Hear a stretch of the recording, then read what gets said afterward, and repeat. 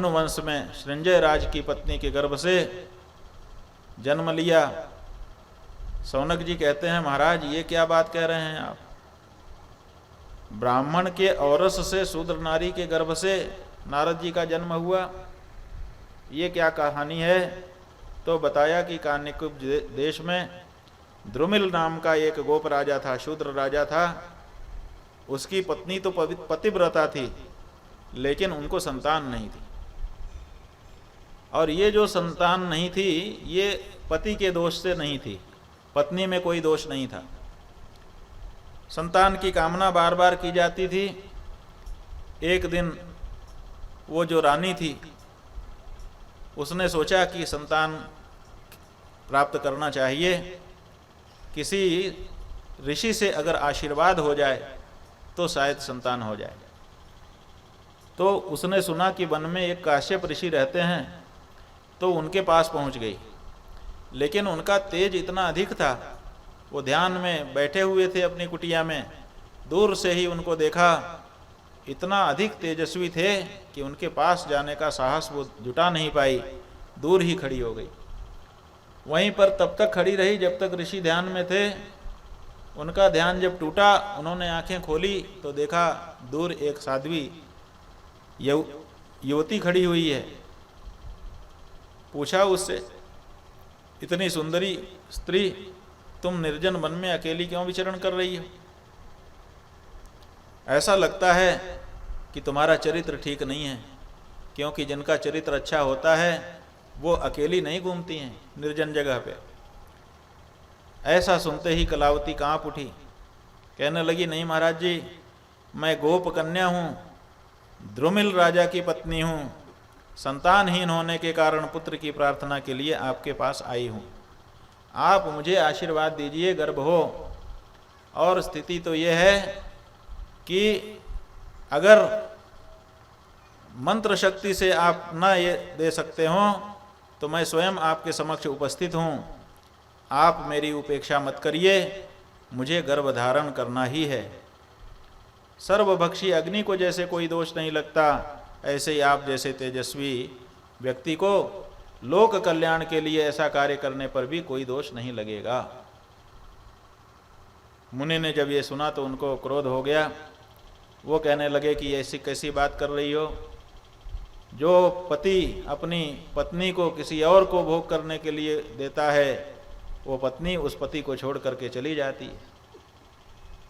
तुम अगर इस तरह का कार्य करोगी तो अपने पति के भोग योग्य फिर नहीं रह जाओगी। और जो ब्राह्मण शूद्र पत्नी का ग्रहण करता है वो भी चांडाल हो जाता है। सचांडालो भवेत सत्यम न कर्मार्हो द्विजातिषु। द्विज कर्म से भ्रष्ट हो जाएगा तो मेरा भी पतन हो जाएगा और तुम्हारा भी पतन हो जाएगा। इसलिए इस तरह का विचार अपने मन में मत आने दो। अगर अकार्य कोई करता है तो उसका परिणाम उसको भोगना पड़ता है। अगर कोई ब्राह्मण किसी शूद्रा के साथ ऐसा संबंध स्थापित करेगा तो तदिष्ट देवो गृह्णाति न नैवेद्यम न तज्जलम। उसका इष्ट देव उसके द्वारा लगाया भोग, उसके द्वारा लगाया गया पानी का भोग स्वीकार नहीं करेंगे। सन्यासी उसके घर में भिक्षा नहीं करना चाहेगा, ब्राह्मण उसके घर में भोजन करना छोड़ देंगे। इसलिए इस तरह का विचार होना ही नहीं चाहिए। जो विवाह का व्यवहार है वो भी अपनी जाति में किया जाता है, इस तरह से उन्होंने समझाया। इसी समय ईश्वर की ऐसी प्रेरणा थी कि मुनि तो अपने चरित्र के पक्के थे, उन्होंने उसी अनुसार का व्यवहार किया। लेकिन ईश्वरीय इच्छा, भगवान ब्रह्मा ने चूंकि नारद जी को शाप दिया था, इसलिए उस शाप की पूर्ति के लिए ऐसी घटना घटी। एतस्मिन् नंतरे तेन पथा याति च मेनका।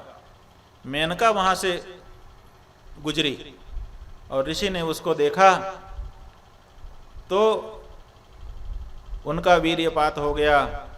वो जो वीर्य उनका गिरा उसी को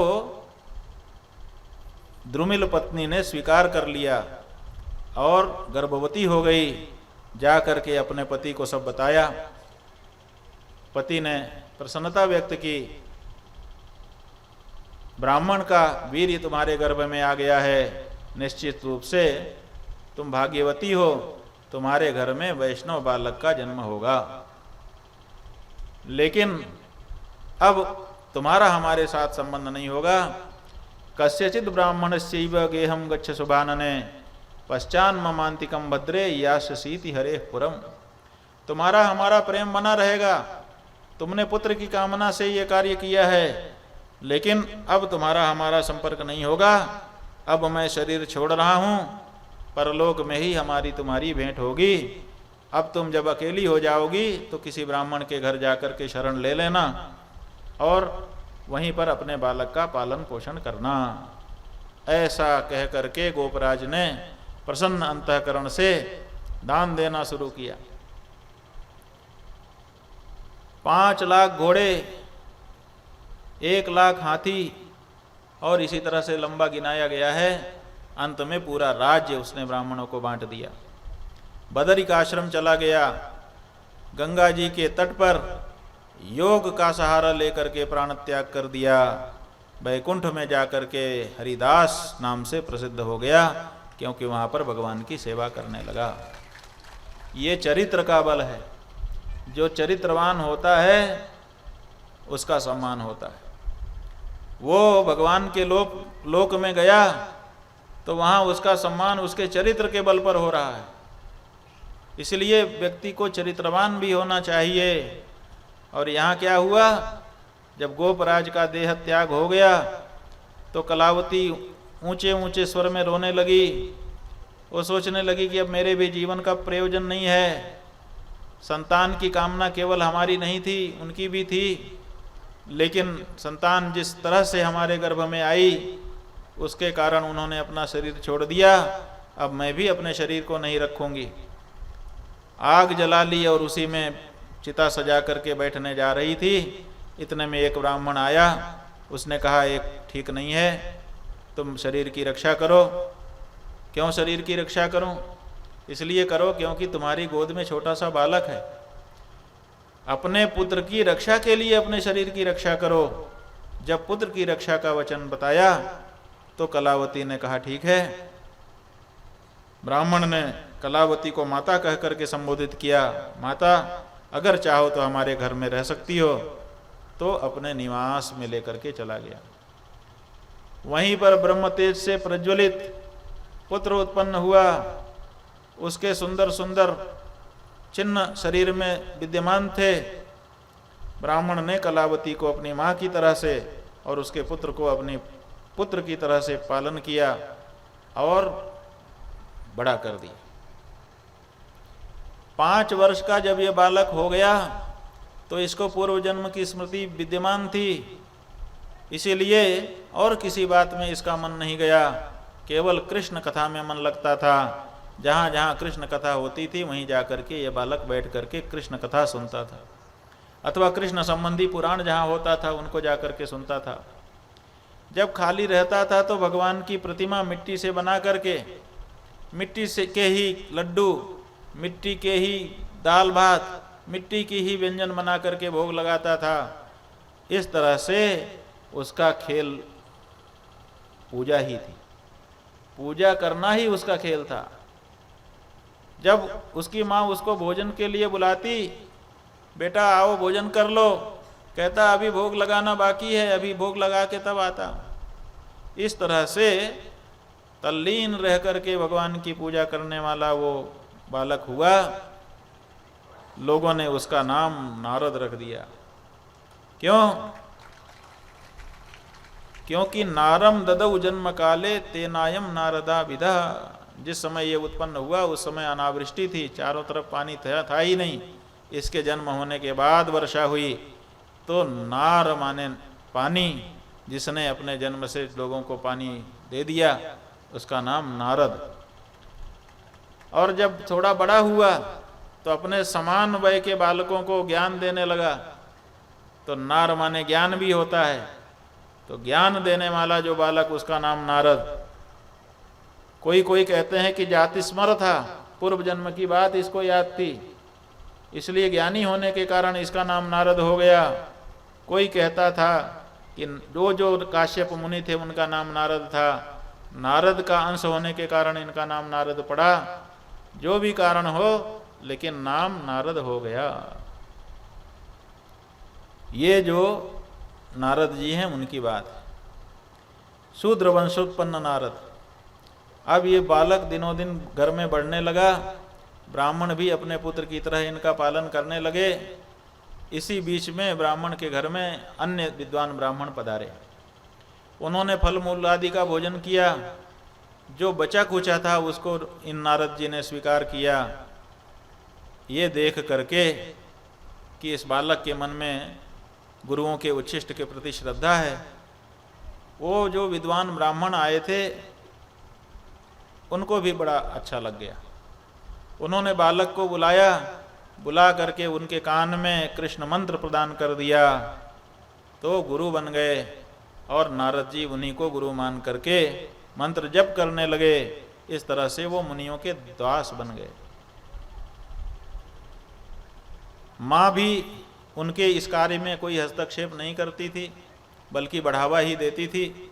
एक बार रात की बात है, आधी रात में वो बाहर निकली और चली जा रही थी। कोई सर्प रास्ते में बैठा था, पैर लग गया, सर्प ने डस लिया, वो बेचारी वहीं पर मर गई।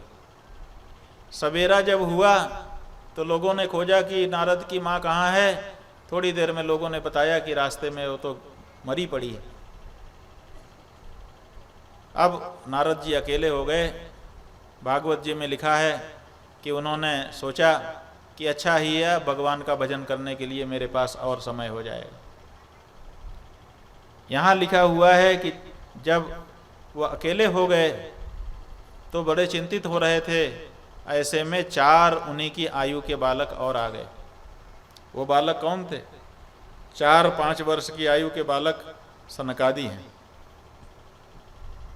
वो आ गए। आकर के उन्होंने ब्राह्मण को इनको अपने साथ ले लिया, गंगा तट पर लेकर के चले गए। विष्णु मंत्र का जब पहले से ही करते थे, वहीं पर उन्होंने कुछ योग की मुद्राएं बता दी। अब गंगा के किनारे बैठ करके भगवान श्री कृष्ण के मंत्र का जप करने लगे। सनत कुमारों ने इनको 22 अक्षर का जो रास मंडल मंत्र है श्री कृष्ण का, वो प्रदान किया। उसका अनुष्ठान नारद जी करने लगे। और देखते देखते एक दिन जब वो ध्यान में बैठे हुए थे, उनके हृदय में एक दिव्य बालक का आविर्भाव हुआ। ऐसा सुंदर स्वरूप पहले उन्होंने कभी देखा नहीं था, लेकिन जब तक ध्यान से देखते तब तक वो रूप हट गया, ध्यान से चला गया। अब बार बार ध्यान लगाते थे कि वही रूप फिर से दिखाई दे, वही रूप फिर से दिखाई दे, लेकिन फिर से वो रूप दिखाई नहीं देता था। जब कई बार ये प्रयास उन्होंने कर लिया, तब आकाशवाणी हुई, नारद, जिस रूप को तुमने देखा वो एक झलक थी, अब उसको तुम इस जीवन में नहीं देख सकोगे। जब तुम्हारा ये शरीर छूट जाएगा, तुम दिव्य देह धारण करोगे, तब वो रूप तुमको दिखाई देगा। तो नारद जी ने कहा, अच्छा, ये शरीर ही बाधा है। ये शरीर जब नहीं रहेगा तब भगवान श्री कृष्ण का दर्शन होगा, तो फिर अब इस शरीर को रखना ही क्यों। भगवान का स्मरण किया और देह त्याग कर दिया। उस समय स्वर्ग में दुंदुभी वादन होने लगा, पुष्प वर्षा होने लगी।